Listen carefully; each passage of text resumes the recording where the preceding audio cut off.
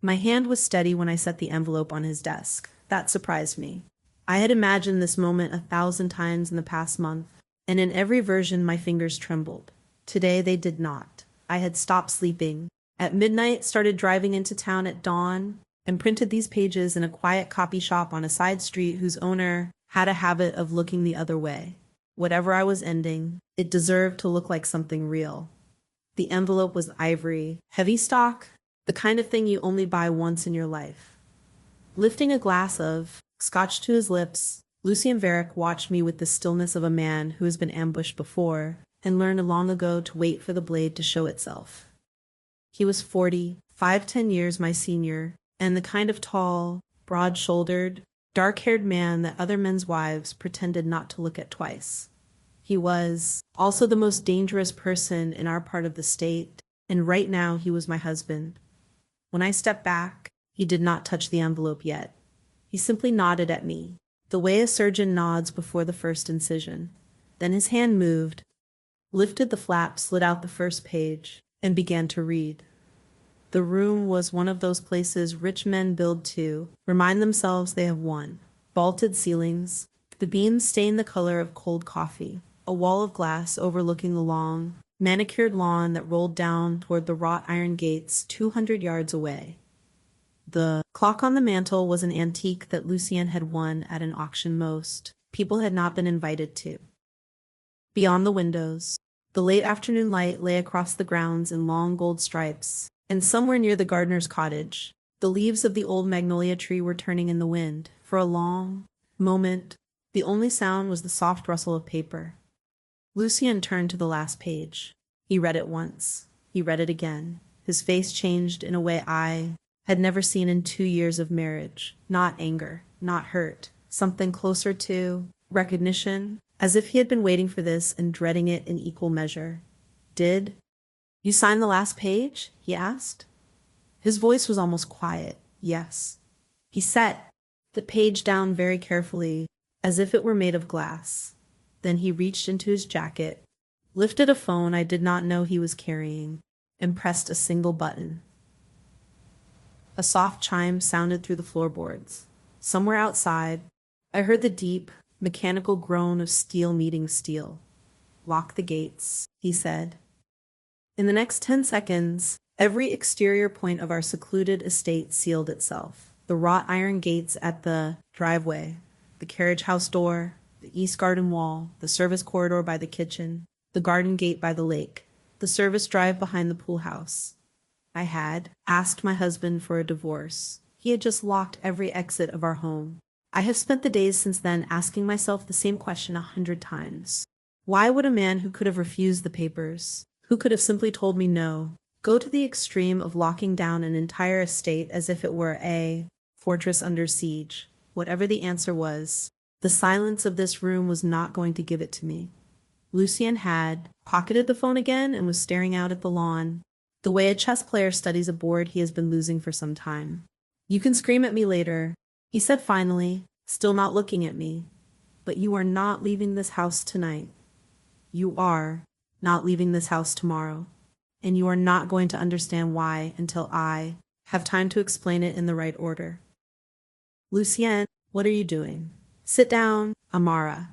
I did not sit down. I stood where I was, my pulse hammering in my throat, and for the first time in a long time I felt afraid of the man I had been about to leave. Not because he was cruel. He had never been cruel, because he was doing something that looked exactly like the thing I had accused him of for 2 years. He was making decisions for me. He was deciding what I was allowed to know. He was deciding when I was allowed to leave. And the worst part was that he was right about one thing. I did not yet understand why. The first night I spent locked inside the estate, I did not sleep. I walked the long gallery that ran the length of the east wing, pausing at every window. Everyone was sealed. The locks were subtle, the kind that disappeared into the trim, but they were there, every one of them, and at the bottom of each a small indicator light glowed a steady, patient red. By morning I had catalogued the situation as a person trained in luxury. Interior consulting tends to catalog a space. The house was my client. The husband was the hidden variable, I had spent 15 years walking into other people's homes for a living. I had stood in kitchens and boardrooms and bedrooms and seen the place where the room had been quietly broken. I knew what cover-up smelled like. I knew what a polished lie sounded like. My car was gone from the garage. I knew because I had walked out there at 3 in the morning in my bare feet, cold stone under my toes, and the concrete pad where I usually parked the silver coupe was empty and still warm. Someone had moved it within minutes of Lucien pressing that button. My phone still worked. My bank accounts were untouched. My personal accounts, my client accounts, the quiet trust my late father had left me. None of them had been drained, frozen, or moved. If Lucien wanted to control me, he was going about it in the strangest way any controlling man had ever chosen. He was not taking anything from me. That was the first mystery. If he wanted my money, he had it. 2 years earlier, he had quietly placed my name on a small, private vault of business papers I had never bothered to look at, because I did not care about his legitimate empire. If he wanted my signature on something, my signature had been on offer every day of our marriage. If he wanted to use me as a cover for his reputation, I had already done that willingly for 2 years. He had not done any of those things. He had only locked the doors, which meant the doors were not about keeping me in. They were about keeping someone else out. That was the second mystery, and it was the one that finally made me sit up on the edge of our bed at 4 in the morning and stare at the empty side where Lucien used to sleep. He had not come to bed. He was somewhere downstairs, in his study, making phone calls in a voice so low I could only hear the rise and fall of his tone. I tried to be patient. I am not, by nature, a patient woman. I waited through the morning. I ate breakfast without appetite. I watched the gardener trim the boxwood along the western path, and I noticed that one of the security men, the gray-haired one called Hollis, was following him at a careful distance. I noticed that one of the kitchen staff had been replaced overnight by a young man whose hands, I realized with a small jolt, were those of a former combat medic I had once seen in a magazine spread about veterans who went into private security. I noticed that my head of housekeeping, a round, soft-spoken Irish woman named Maeve, whom I had quietly trusted for as long as I had lived in this house, kept pausing in the upstairs hallway as though listening for something I could not hear. I noticed that the gardener's helper, who had been cutting roses by the east wall for the past 6 months, had been quietly replaced as well. The new man did not know the names of the plants. He was not a gardener. He was a man with a very particular kind of posture that I recognized from a documentary I had watched on a flight once about how trained observers move when they are trying not to be observed. I noticed, too, that a different set of cars had appeared in the gravel drive overnight. They did not belong to the family. They belonged, by the look of the plates, to people who lived in the city an hour south, the kind of people Lucien's world produced when it was preparing for something. By lunch, Vivienne Varick had arrived. She came into the drawing room the way a queen enters, a court she already owns. Vivienne was 51, Lucien's older sister 9 years his senior, with the kind of dark elegance that reads as permanent in photographs. She wore crisp, white no jewelry except a single pair of pearl studs, and she greeted me with the warmth of a glass of ice water. "Amara, dear," she said, sliding onto the sofa across from me with the practiced ease of a woman who has done this exact performance before. "I have just come from Lucien. I have to tell you in the spirit of honesty between family that I am disappointed." "Disappointed in what, Vivienne?" "In what you have done." She set her clutch down on the cushion beside her, filing for divorce in the middle of all this. "The press will have a field day. Lucien's partners will question his stability. And of course, the legal aftermath will be a mess, because you are very unfortunately still attached to a particular corporate structure that you may not, in fact, even understand." I set my teacup down. "What corporate structure? How refreshingly innocent you still are, dear." "Lucien, of course, will explain this in his own time. He always does. I just want you to understand before anyone has a chance to weaponize your signature that we are family. And family, in times of trouble, speaks with one voice." I stared at her. I thought about the envelope. I thought about the pages I had signed, all 9 of them, in the back office of a small family lawyer I had quietly hired in town. They had been nothing but a routine separation filing. There had been no corporate structure in them. There had been nothing about Lucien's business holdings. Vivienne saw my confusion, and something in her face tightened, as if her own suspicions had just been confirmed. "You really do not know," she said softly, almost to herself. Then she smiled the way a cat smiles when the canary has finally stepped off the perch. "How interesting." She left an hour later, after 2 small glasses of white wine and a quiet conversation in the corner with Maeve. I could not hear their words. I could see Maeve's face. Maeve's face was the face of a woman who has just been given an order she does not intend to follow. That evening, the third mystery cracked open. Grant Varick, Lucien's 42-year-old cousin, came to see me alone. He was a polished man, taller than Lucien but not as broad, with the kind of easy smile that warms a room in 3 seconds. He was a senior executive on the legitimate side of Lucien's empire. He ran the real estate development arm and the private aviation charter business. He was the face that went to galas and board meetings. He brought flowers to funerals and remembered whose mother had been ill in February. He was also, in my private opinion, the most ambitious man in the family, including Lucien. He sat down across from me at the kitchen table, where I had been moving a wedge of cold chicken around a plate I had not really wanted, and slid a single document across to me. "You have every right to be angry," he said gently. "Lucien has handled this badly. He handles everything protectively, and sometimes protection becomes control. We have all said so. But there is a cleaner path for both of you." What is this? A simple transfer of interest. Sign it, and the corporate structure Lucien has built around you will revert to family management. You will be free. Lucien will not interfere with your leaving. In fact, he has already told me he will sign anything you put in front of him. The moment you sign this, everyone wins. The empire stays legible. The marriage stays dissolved. And you can walk out of this house without looking over your shoulder for the rest of your life. I looked at the document. Reading it took me 90 seconds. I am good at reading terms I have not seen before. The transfer of interest it described was sweeping. It covered not only my name on it, but the apparent authority my signature carried in a chain of approvals that extended to the private aviation business, the real estate trust, and a small chain of commercial properties I had visited once with Lucien on our anniversary trip. Each conditional carried the same quiet assumption that Amara Whitlock had agreed, in writing, to something Amara Whitlock had never seen. "You need this more than I do," I said. "I beg your pardon. You need my signature on this more than I need to leave this house tonight.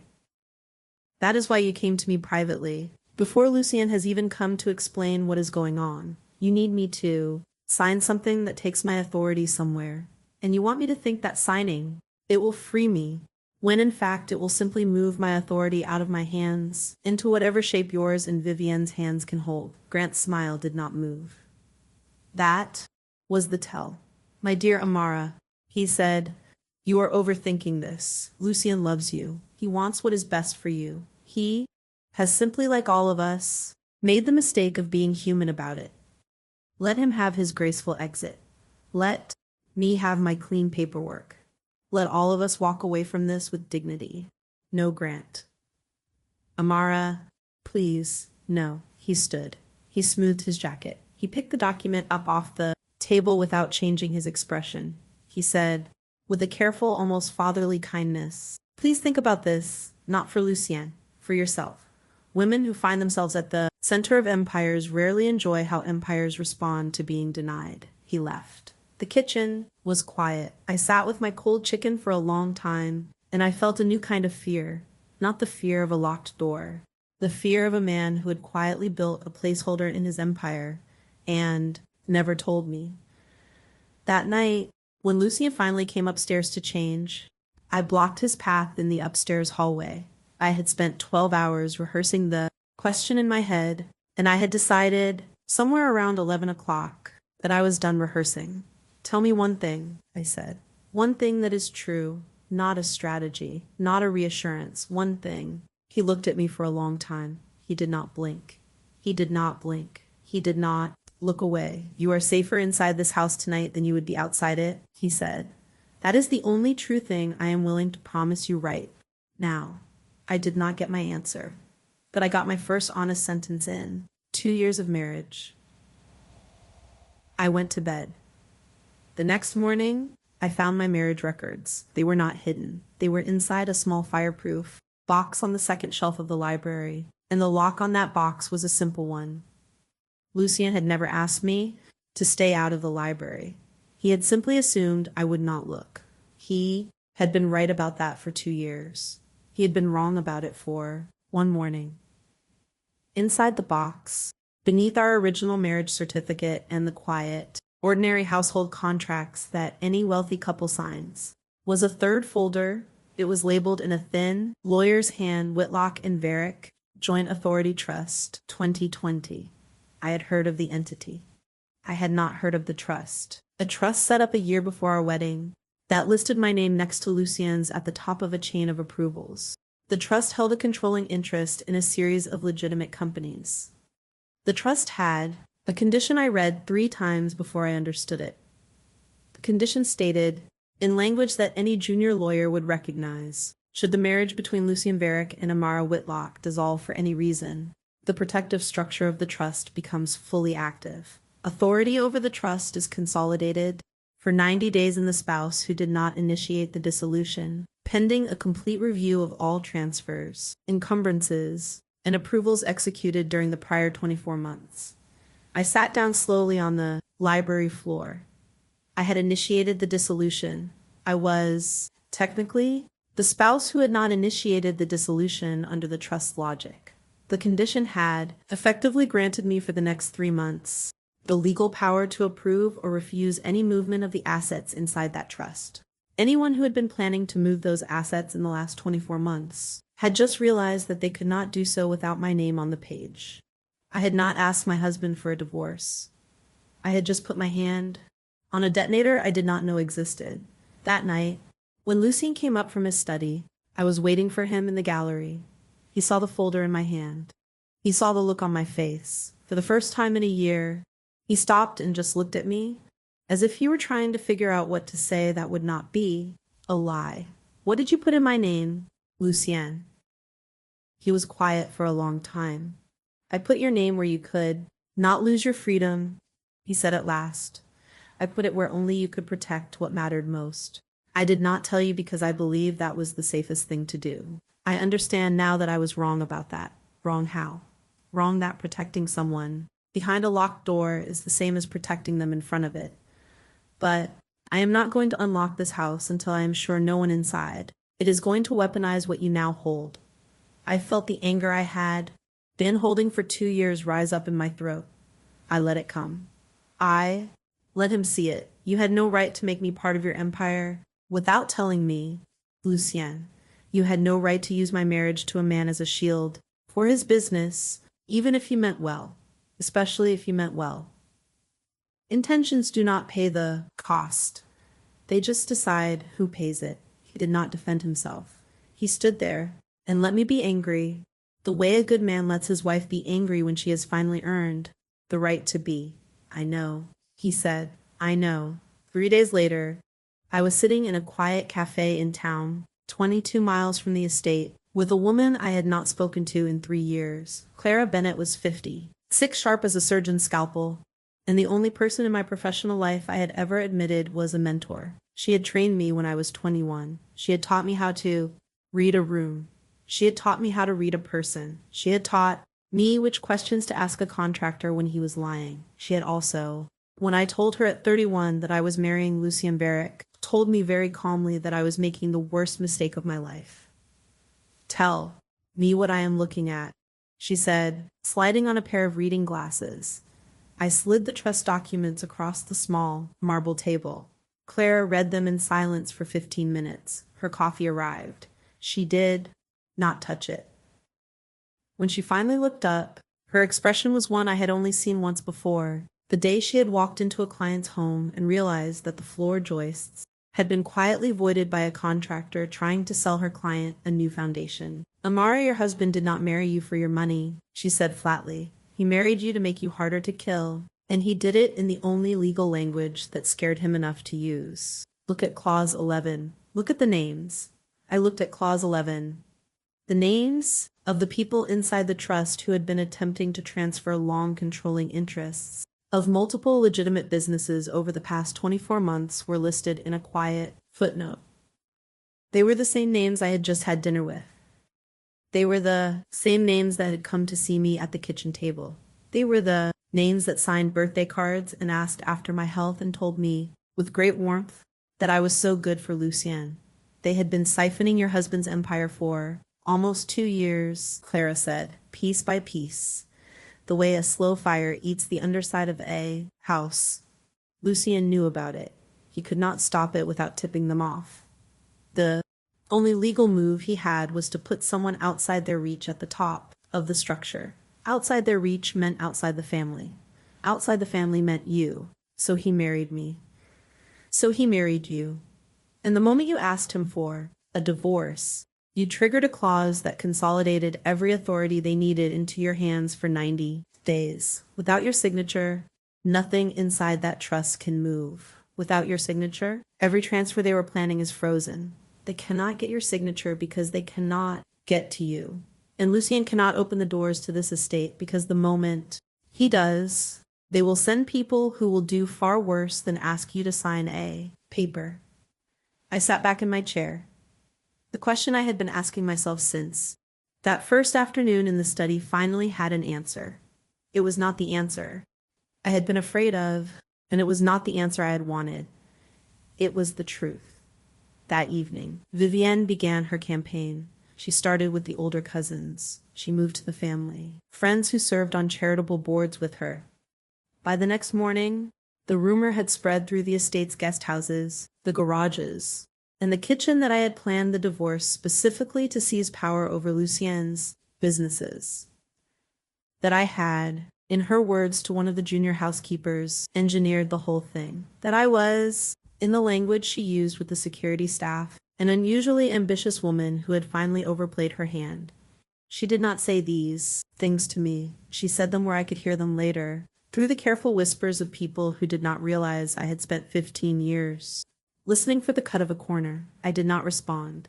Instead, I went into the kitchen, found the young veteran working the breakfast shift, and asked him very politely to send a message to no one in particular, that if anyone in the family wished to speak with me about the trust, they could do so in writing, and I would respond in writing. I did not sign the message with my name. I signed it with a small a. Anyone who had been paying attention would know who had sent it. By lunch, I had received one written request. It was from Vivienne. It said, in her elegant hand, that Lucien was planning to use the trust to prevent me from ever leaving the estate. It asked me to sign away my authority for my own good, and it reminded me, with the cold politeness of a woman who has done this before, that I had no business background, no commercial experience, and no allies outside the family. I declined in writing. I declined in a single line. I declined with my initials in a clear, level hand. I added, in the same paragraph, that if she had any concern about Lucien's intentions toward me, she was welcome to address it directly with him in front of me, at a time of my choosing. I added, in a second line, that I would not be corresponding further on the matter without a witness of my own choosing present in the room.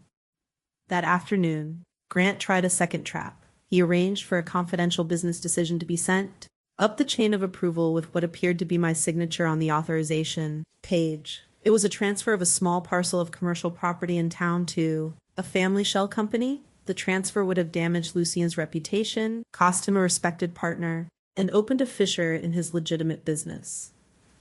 The transfer was due to be logged in the trust's central ledger at 4 in the afternoon. The signature on the page was not mine.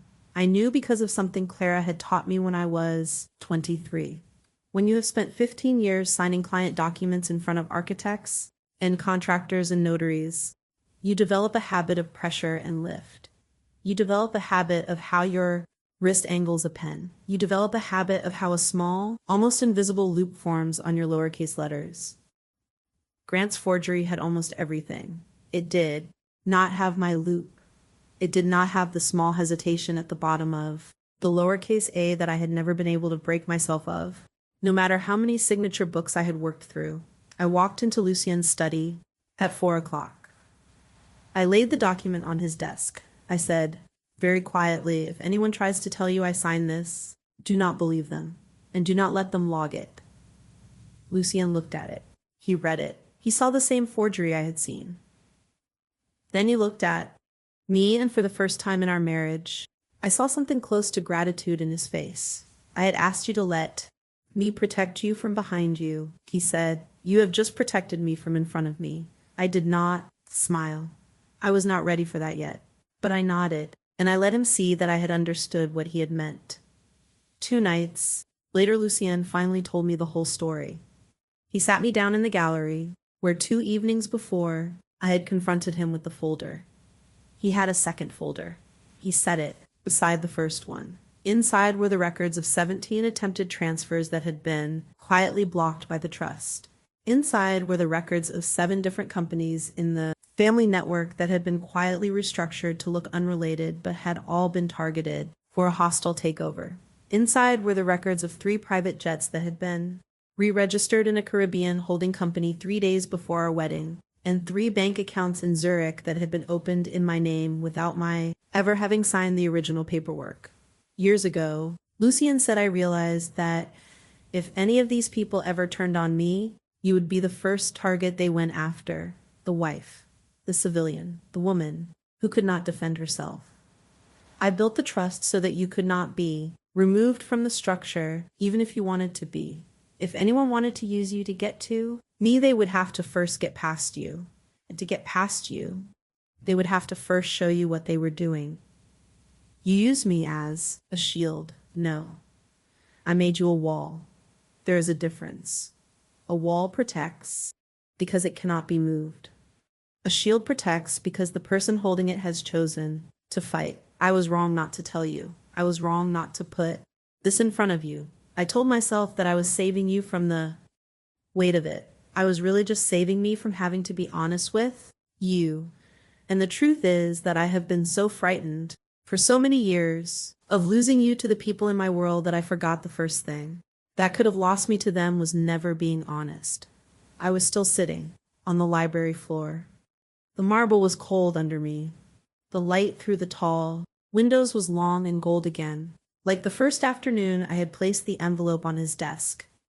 You protected me from everyone except the person I needed protection from most, I said.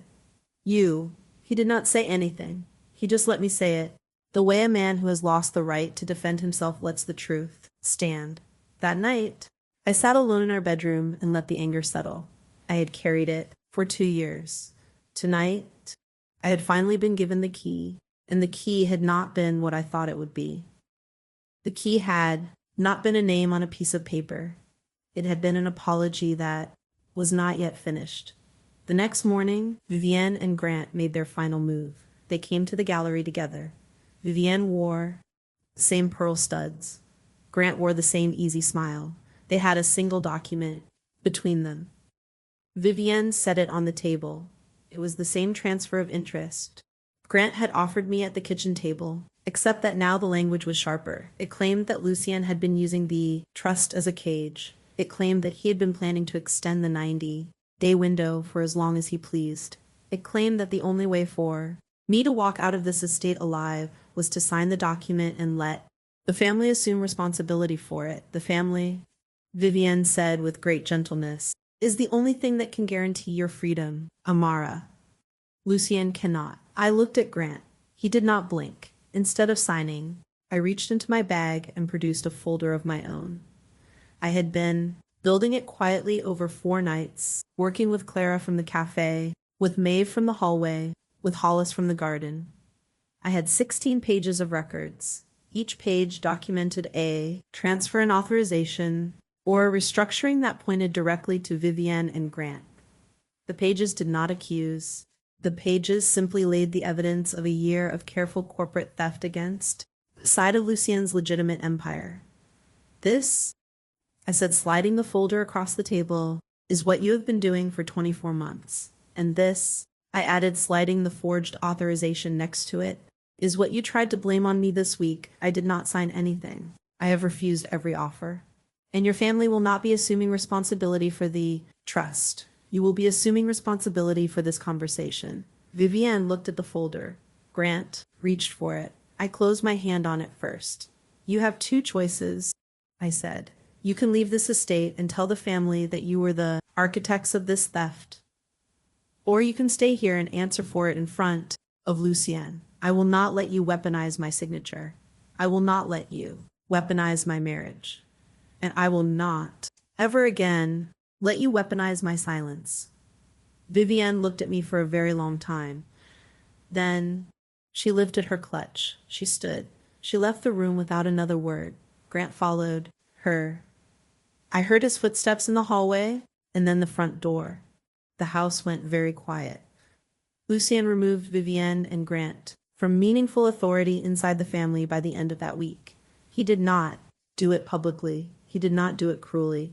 He moved Vivienne's charitable board appointments into an advisory shell. He moved Grant's executive authority into a transition that reduced his access to the trust's central ledger to a role that required an additional signature from a partner he and I trusted. He did the work himself. He did it without asking me to sign anything. He did not need me to.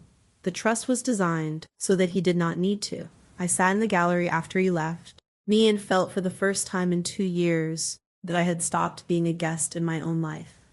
Then, 2 evenings later, he did the thing I did not expect. He walked into the gallery with the ivory envelope in his hand.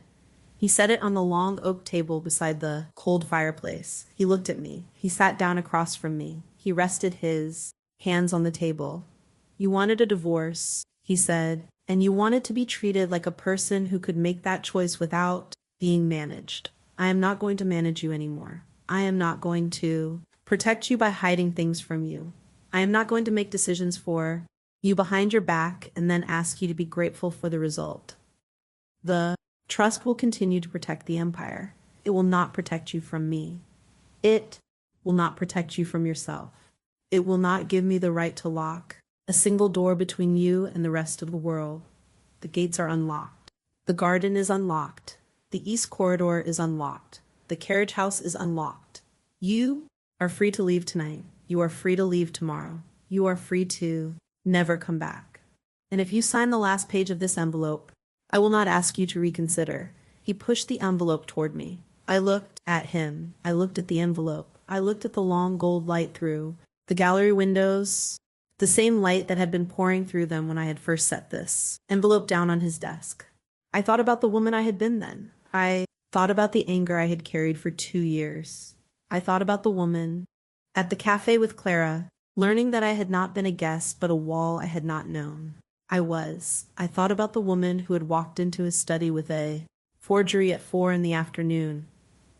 I thought about the woman who had told her husband that his protection had been the most dangerous thing she had ever survived, and had watched him finally hear it. I lifted the envelope. I did not open it. I held it for a long time in my lap. Lucien, I said, if I stay, it will not be because you locked me in. It will not be because the trust needs me. It will not be because you have given me authority that you could take away. I know, he said. It will be because I am choosing you, the way a person chooses another person with their eyes open. I know. I tore the envelope in half. I tore it again. I let the pieces fall on the table between us. You, I said, have a great deal of work to do. Yes. And so do I. Yes. I want equal authority inside the trust, not as your wife, as your partner, the kind of partner that signs the front of a document, not the back. Yes. I want to understand every part of the legitimate business that bears my name. I want Clara Bennett at the table when I do. I want Maeve to keep working in this house. I want Hollis in the garden. I want the young veteran in the kitchen. I want the names of every person in this estate who has quietly and without being asked protected me for the last 2 weeks. Yes. And I want you to look at Me, Lucien, the way you are looking at me now, every day for the rest of our marriage. Even when I am angry, even when you are angry, even when one of us is wrong.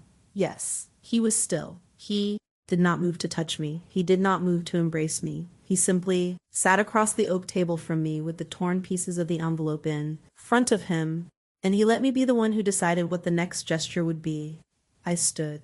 I walked around the table. I sat down next to him. I took his hand. I held it. For a long time, neither of us said anything. When the light through the gallery windows finally faded into blue, and when the old magnolia tree at the foot of the lawn rustled in a wind that no longer had to fight any locked gate to reach me, I realized that this mansion was still the same place it had always been. The walls were still high. The grounds were still long.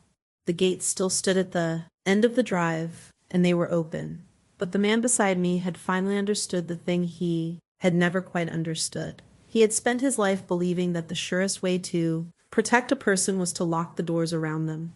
He had finally learned that the surest way to protect a person was to unlock every door and trust them to stay. I stayed.